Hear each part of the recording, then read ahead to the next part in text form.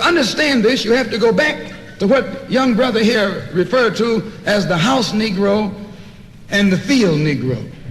Back during slavery, there was two kinds of slaves. There was the house Negro and the field Negro. The house Negro, they lived in the house with master. They dressed pretty good. They ate good because they ate his food, what he left. They lived in the attic or the basement, but still they lived near their master. And they loved their master more than the master loved himself. They would give their life to save their master's house quicker than the master would. The house Negro, if the master said, we got a good house here, the house Negro say, yeah, we got a good house here. Whenever the master said we, he said we. That's how you can tell a house Negro. If the master's house caught on fire, the house Negro would fight harder to put the blaze out than the master would. If the master got sick, the house Negro would say, what's the matter, boss? We sick. We sick.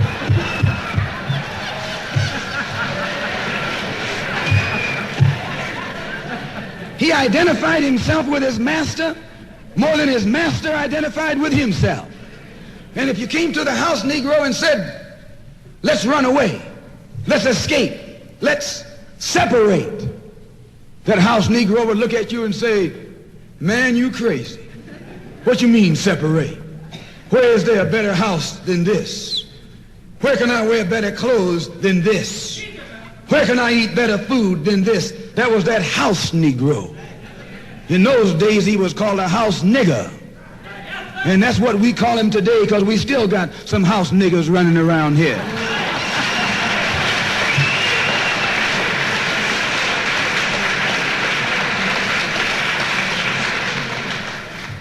This modern house Negro loves his master. He wants to live near him. He'll pay 3 times as much as the house is worth just to live near his master. And then brag about, I'm the only Negro out here.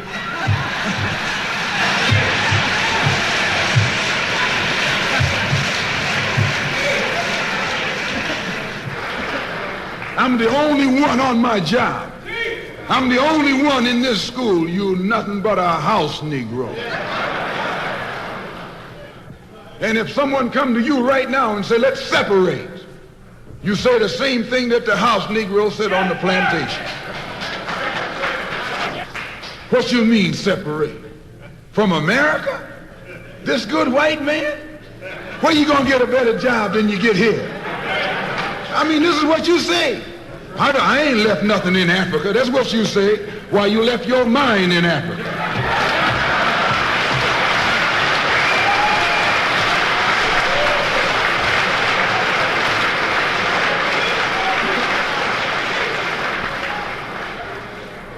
On that same plantation, there was the field Negro. The field Negro, those were the masses. There was always more Negroes in the field than there was Negroes in the house. The Negro in the field caught hell. He ate leftovers. In the house, they ate high up on the hog. The Negro in the field didn't get nothing but what was left of the insides of the hog. They call them chitlins nowadays. In those days, they call them what they were, guts. That's what you were, a gut eater. And some of you all still gut eaters.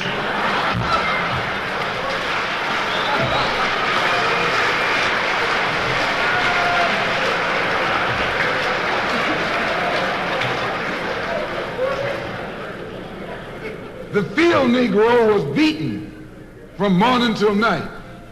He lived in a shack, in a hut.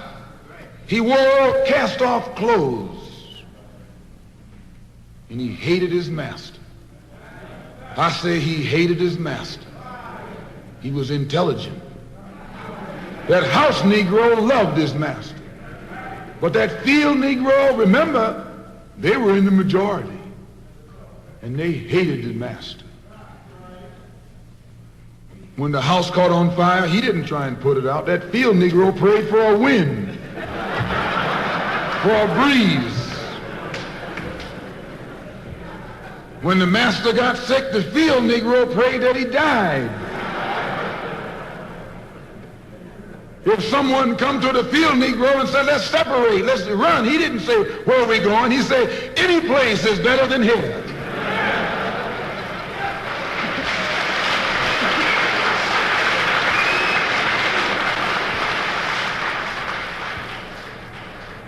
You got field Negroes in America today. I'm a field Negro. The masses are the field Negroes. When they see this man's house on fire, you don't hear these little Negroes talking about our government is in trouble. They say the government is in trouble.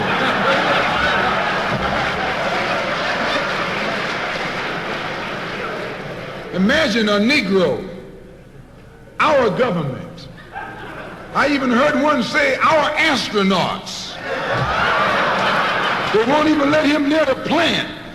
And our astronauts, our Navy, that's a Negro that's out of his mind.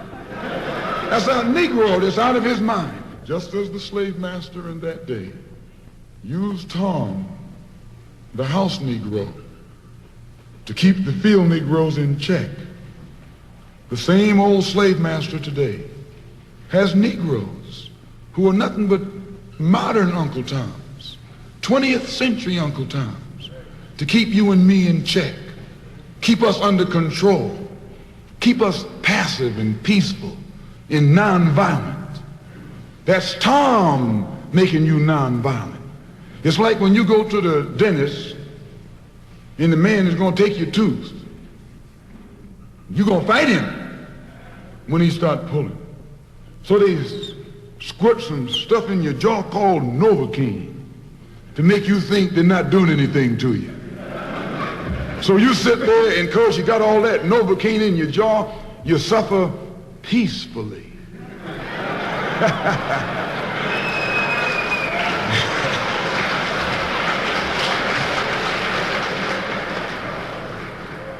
Blood running all down your jaw. And you don't know what's happening because someone has taught you to suffer peacefully. The white man do the same thing to you in the street. When he want to put knots on your head and take advantage of you and don't have to be afraid of you fighting back, to keep you from fighting back, he get these old religious Uncle Toms to teach you and me. They're just like Novocaine, suffer peacefully. Don't stop suffering, just suffer peacefully. As Reverend Cleave pointed out, let your blood flow in the streets. This is a shame. And you know he's a Christian preacher. If it's a shame to him, you know what it is to me.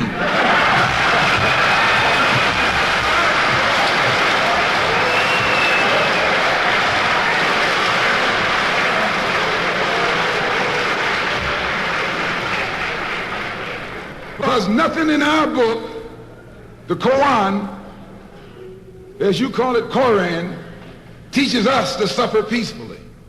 Our religion teaches us to be intelligent, be peaceful, be courteous, obey the law, respect everyone. But if someone puts his hand on you, send him to the cemetery.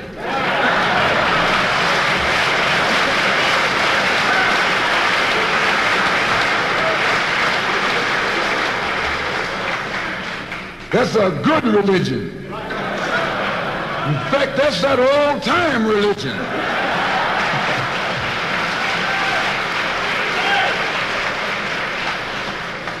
That's the one that Ma and Pa used to talk about. An eye for an eye, and a tooth for a tooth, and a head for a head, and a life for a life. That's a good religion. And then anybody, no one resents that kind of religion being taught but a wolf who intends to make you his meal. This is the way it is with the white man in America. He's a wolf and you a sheep. Anytime a shepherd, a pastor, teach you and me not to run from the white man, and at the same time teach us don't fight the white man, he's a traitor. to you and me. Don't lay down our life all by itself. No. Preserve your life. It's the best thing you got. And if you got to give it up, let it be even Stephen.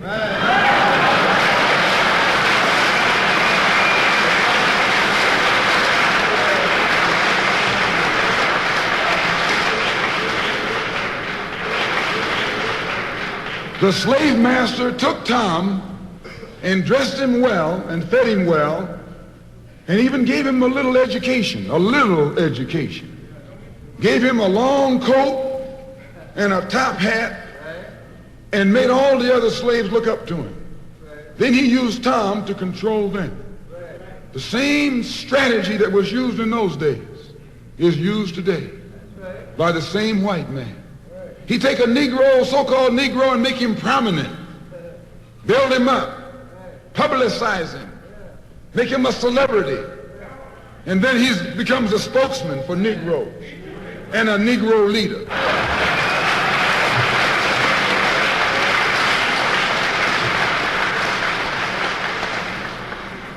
I would like to just mention one thing else quickly, and that is the method that the white man uses, how the white man uses these big guns or Negro leaders against the black revolution. They are not a part of the black revolution. They're used against the black revolution. When Martin Luther King failed to desegregate Albany, Georgia, the civil rights struggle in America reached its low point. King became bankrupt almost as a leader. Plus, even financially, the Southern Christian Leadership Conference was in financial trouble. Plus, it was in trouble, period, with the people when they failed to desegregate Albany, Georgia. Other Negro civil rights leaders of so-called national stature became fallen idols. As they became fallen idols, began to lose their prestige and influence, local Negro leaders began to stir up the masses. In Cambridge, Maryland, Gloria Richardson. In Danville, Virginia, and other parts of the country, local leaders began to stir up our people at the grassroots level. This was never done by these Negroes whom you recognize of national stature. They controlled you, but they never incited you or excited you. They controlled you. They contained you. They kept you on the plantation. As soon as King failed in Birmingham, Negroes took to the streets. King got out and went out to California to a big rally and raised about, I don't know how many thousands of dollars. Come to Detroit and had a march and raised some more thousands of dollars. And recall, right after that, Wilkins attacked King, accused King and the Corps of starting trouble everywhere and then making the NAACP get him out of jail and spend a lot of money, and then he accused King and Corps of raising all the money and not paying it back. This happened. I got it in documented evidence in the newspaper. Roy started attacking King, and King started attacking Roy, and farmers started attacking both of them. And as these Negroes of national stature begin to attack each other, they begin to lose their control of the Negro masses. And Negroes was out there in the streets. They was talking about, we're going to march on Washington. By the way, and right at that time, Birmingham had exploded, and the Negroes in Birmingham, remember, they also exploded. They began to stab the crackers in the back and bust them upside the head. Yes, they did. That's when Kennedy sent in the troops down in Birmingham. So, and right after that, Kennedy got on the television and said, this is a moral issue. That's when he said he's going to put out a civil rights bill. And when he mentioned civil rights bill and the Southern crackers started talking about they were going to boycott it or filibuster it, then the Negroes started talking about what? We're going to march on Washington, march on the Senate, march on the White House, march on the Congress, and tie it up, bring it to a halt. Don't let the government proceed. They even said they was going to go out to the airport and lay down on the runway and don't let no airplanes land. I'm telling you what they said. That was revolution. That was revolution. That was the black revolution. It was the grassroots out there in the street. Scared the white man to death. Scared the white power structure in Washington, D.C. to death. I was there. When they found out that this black steamroller was going to come down on the Capitol, they called in Wilkins. They called in Randolph. They called in these national Negro leaders that you respect and told them, call it off. Kennedy said, look, you all letting this thing go too far. And old Tom said, boss, I can't stop it because I didn't start it.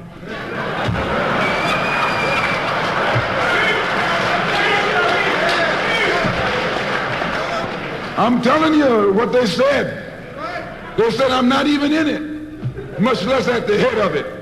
They said, these Negroes are doing things on their own. They're running ahead of us. And that old shrewd fox, he said, well, if you all aren't in it, I'll put you in it. I'll put you at the head of it. I'll endorse it. I'll welcome it. I'll help it. I'll join it. A matter of hours went by. They had a meeting at the Carlisle Hotel in New York City. The Carlisle Hotel is owned by the Kennedy family. That's the hotel Kennedy spent the night at 2 nights ago. Belongs to his family. A philanthropic society headed by a white man named Stephen Currier called all the top civil rights leaders together at the Carlisle Hotel and told them that by you all fighting each other, you're destroying the civil rights movement. And since you're fighting over money from white liberals, let us set up what's known as the Council for United Civil Rights Leadership. Let's form this council, and all the civil rights organizations will belong to it.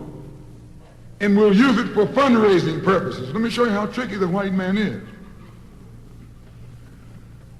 And as soon as they got it formed, they elected Whitney Young as the chairman.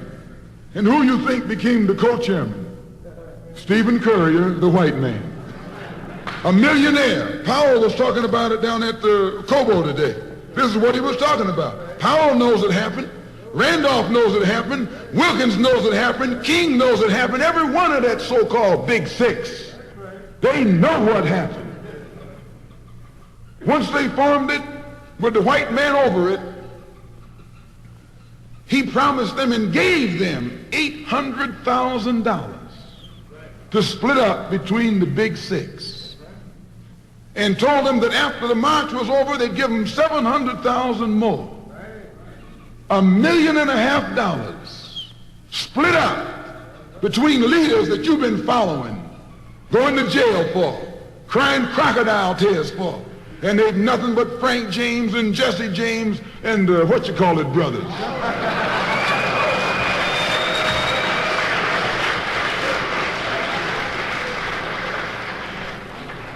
Soon as they got the setup organized, the white men made available to them top public relations experts. Opened the news media across the country at their disposal.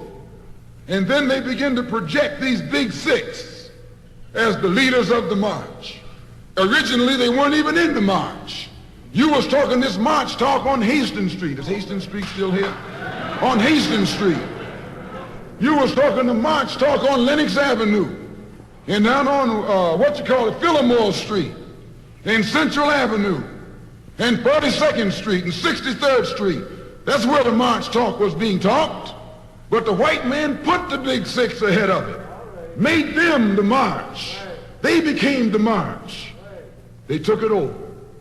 And the first move they made after they took it over, they invited Walter Reuther, a white man. They invited a priest, a rabbi, and an old white preacher. Yes, an old white preacher.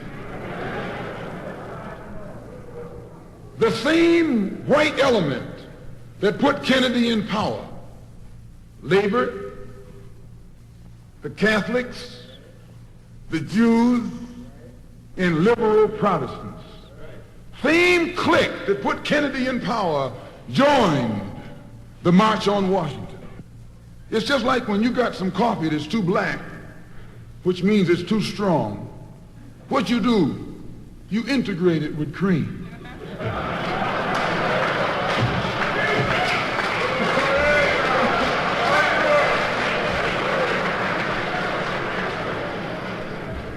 You make it weak.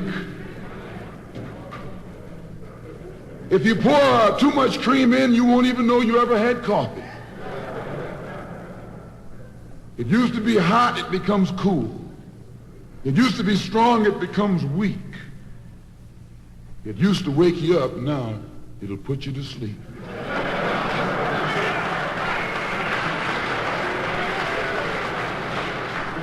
This is what they did with the March on Washington. They joined it. They didn't integrate it, they infiltrated it. They joined it, became a part of it, took it over. And as they took it over, it lost its militancy. They ceased to be angry. They ceased to be hot. They ceased to be uncompromising. Why, it even ceased to be a march. It became a picnic, a circus. Nothing but a circus with clowns and all. You had one right here in Detroit. I saw it on television with clowns leading it, white clowns and black clowns.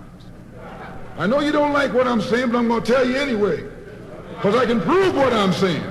If you think I'm telling you wrong, you bring me Martin Luther King and A. Philip Randolph and James Farmer and those other three, and see if they'll deny it over a microphone. No, it was a sellout. It was a takeover. When James Baldwin came in from Paris, they wouldn't let him talk because they couldn't make him go by the script. Burt Lancaster read the speech that Baldwin was supposed to make. They wouldn't let Baldwin get up there because they know Baldwin liable to say anything. They controlled it so tight, they told those Negroes what time to hit town, how to come, where to stop, what sign to carry, what song to sing, what speech they could make and what speech they couldn't make, and then told them to get out of town by sundown.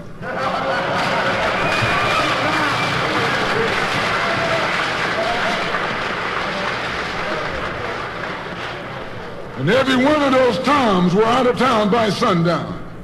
Now, I know you don't like my saying this, but I can back it up. It was a circus, a performance. It beat anything Hollywood could ever do. The performance of the year. Ruther and those other three devils should get a Academy Award for the best actors because they acted like they really loved Negroes and fooled a whole lot of Negroes. And the 6 Negro leaders should get an award too for the best supporting cast.